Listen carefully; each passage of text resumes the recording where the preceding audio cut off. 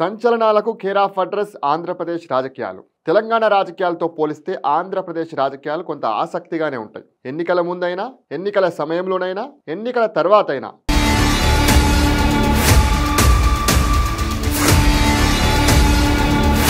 ఎప్పుడు ఒక ఆసక్తికర చర్చ అయితే ఏపీ రాజకీయాల్లో జరుగుతూనే ఉంటుంది. అలాంటి ఒక ఆసక్తికర విషయమే ఇప్పుడు ఒకటి జరుగుతుంది.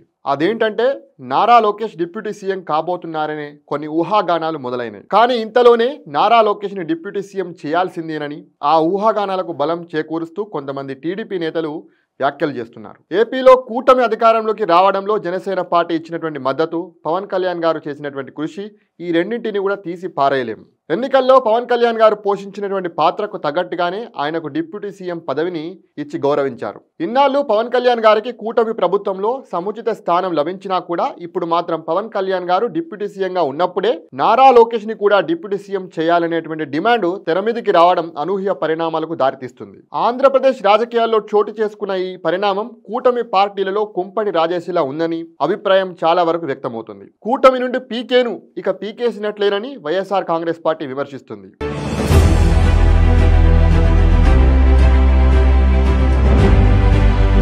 ఒకవేళ పవన్ కళ్యాణ్ గారిని నిజంగానే డిప్యూటీ సీఎం పదవి నుండి తీసేసి నారా లోకేష్ ని డిప్యూటీ సీఎంగా చేస్తే ఎటువంటి రాజకీయ పరిణామాలు ఉండబోతున్నాయి? అసలు డిప్యూటీ సీఎంగా పవన్ కళ్యాణ్ గారు ఎలా పనిచేస్తున్నారు? ఆయన పరిపాలనపై ప్రజలు ఏమనుకుంటున్నారు? డిప్యూటీ సీఎంగా పవన్ కళ్యాణ్ బెటరా లేకపోతే లోకేష్ బెటరా? ముందుగా లోకేష్ ని డిప్యూటీ సీఎం చేయాలనేటువంటి అంశం ఒక ప్రముఖ జర్నలిస్టు తన యొక్క వారాంతపు విశ్లేషణలో చేసినటువంటి కామెంట్స్ ఆధారంగా లోకేష్ ని డిప్యూటీ సీఎం చేయాలనేటువంటి డిమాండ్ మొదలైంది. ఆ ప్రముఖ జర్నలిస్టు తన వారాంతపు విశ్లేషణలో పవన్ కళ్యాణ్ గారు చాలా దూకుడుగా వివరిస్తున్నాడని, 2029 తర్వాత తెలుగుదేశం పార్టీ భవిష్యత్ ఏంటని, చంద్రబాబు గారి వయసును దృష్టిలో ఉంచుకొని రాబోయే రోజుల్లో తెలుగుదేశం పార్టీని నడిపించాలంటే ప్రస్తుతం నారా లోకేష్ ని డిప్యూటీ సీఎం చేయాలనేటువంటి కామెంట్స్ చేయడంతో తెలుగుదేశం పార్టీ నేతలు ఈ వాదనను ఎత్తుకున్నారు. కడపలో జరిగినటువంటి ఒక కార్యక్రమంలో చంద్రబాబు గారి ముందే ఆ పార్టీ నేత శ్రీనివాస్ రెడ్డి గారు నారా లోకేష్ ని డిప్యూటీ సీఎం చేయాలనేటువంటి డిమాండ్ వినిపించారు.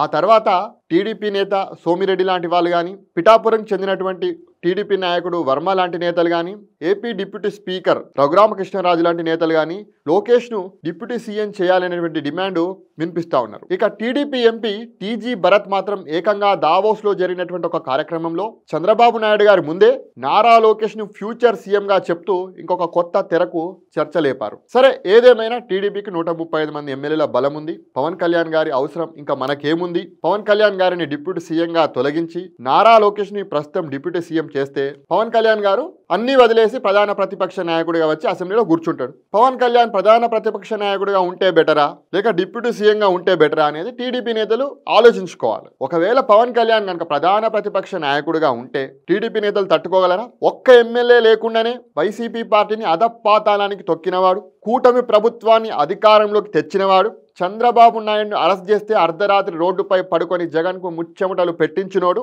అలాంటోడు కూటమి నుండి బయటికి వచ్చి ప్రధాన ప్రతిపక్ష నాయకుడు అయితే ఎట్లా ఉంటది? గతంలో ఒక్క సీటు లేకుండానే జగన్ మొగుడైండు. ఇక ఇప్పుడున్నటువంటి 21 సీట్లతో మీకు రంకు మొగుడవుతాడు. దానిని టీడీపీ నేతలు గుర్తుంచుకోవాలి. పవన్ కళ్యాణ్ గారు ఏపీ డిప్యూటీ సీఎంగా బ్రహ్మాండంగా పనిచేస్తున్నారు. రోడ్లు వేయిస్తున్నారు, నీళ్లు తెప్పిస్తున్నాడు, చిన్న చిన్న గ్రామాలకు చిన్న చిన్న తండాలకు వెళ్ళి పనిచేస్తా ఉన్నాడు, పర్యటనలు చేస్తా ఉన్నాడు, ప్రజల కష్టాలు తెలుసుకుంటా ఉన్నాడు, తన సొంత డబ్బుని పంచాయతీలకు ఖర్చు పెడతా ఉన్నాడు. మరి అట్లాంటి పవన్ కళ్యాణ్ ప్రతిపక్ష నాయకుడు అయితే ఎట్లా ఉంటుంది? గత ప్రభుత్వంలో కూడా 5గురు డిప్యూటీ సీఎంలు ఉన్నారు. వాళ్ళు ఎవరికి తెలియదు. అన్ని రాష్ట్రాలకు డిప్యూటీ సీఎంలు ఉన్నారు. కానీ ఏపీ డిప్యూటీ సీఎం అంటే వేరే లెవెల్.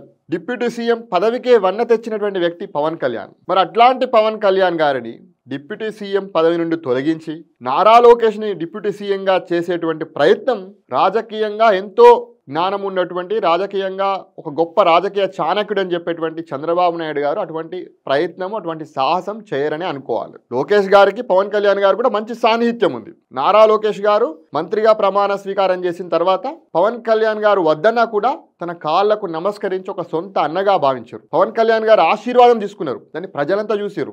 చంద్రబాబు నాయుడు గారు కూడా పవన్ కళ్యాణ్ గారికి మంచి ప్రాధాన్యత ఇస్తున్నారు, మంచి గౌరవాన్ని ఇస్తున్నారు. పవన్ కళ్యాణ్ గారు కూడా చంద్రబాబు నాయుడు గారికి అంతే ప్రాధాన్యత ఇస్తున్నారు, అంతే గౌరవం ఇస్తున్నారు. ఈ యొక్క కూటమి ప్రభుత్వం మరో 10 ఏళ్ళు ఉండాలని, చంద్రబాబు నాయుడు గారు మరో 10 ఏళ్ళు ముఖ్యమంత్రి ఉండాలని చెప్పేసి పవన్ కళ్యాణ్ గారే కోరుకుంటున్నారు. మరి ఇటువంటి ఇంత మంచి వాతావరణంలో, ఇటువంటి సమయంలో కూటమి ప్రభుత్వం ఇంత సమిష్టిగా ఉన్నటువంటి తరుణంలో పవన్ కళ్యాణ్ గారితో పాటు లోకేష్ గారిని డిప్యూటీ సీఎం చేయాలని, లేకపోతే పవన్ కళ్యాణ్ గారిని తొలగించి లోకేష్ని డిప్యూటీ సీఎం చేయాలనేది అది పెద్ద సాహసం. ఇది నిజంగా చెప్పాలంటే అనేక రాజకీయ పరిణామాలకు దారితీసేటువంటి అంశం. కాబట్టి ఇంతటి సాహసం అనేది తెలుగుదేశం పార్టీ కానీ, చంద్రబాబు నాయుడు గారు కానీ, లోకేష్ కానీ ఎవరు కూడా చేయరు. ఒకవేళ చేస్తారా లేదా అనేది భవిష్యత్తు నిర్ణయిస్తుంది. కాకపోతే ఒకవేళ నిజంగానే చేస్తే ఆంధ్రప్రదేశ్ రాజకీయాల్లో మనం అనూహ్య పరిణామాలను రాబో రోజుల్లో చూసేటువంటి అవకాశం ఉంటుంది. అది ఎట్లా ఉండబోతుంది ఏంటి అనేది కాలమే నిర్ణయిస్తుంది.